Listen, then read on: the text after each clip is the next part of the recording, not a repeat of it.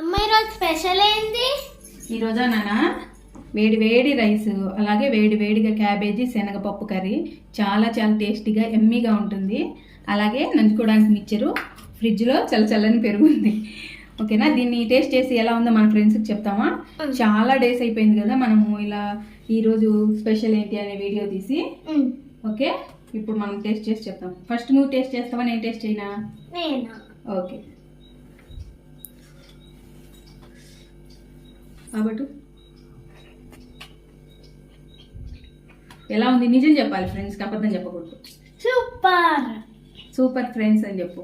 Super friends. Okay, నేను కూడా taste చేసి చెప్తాను.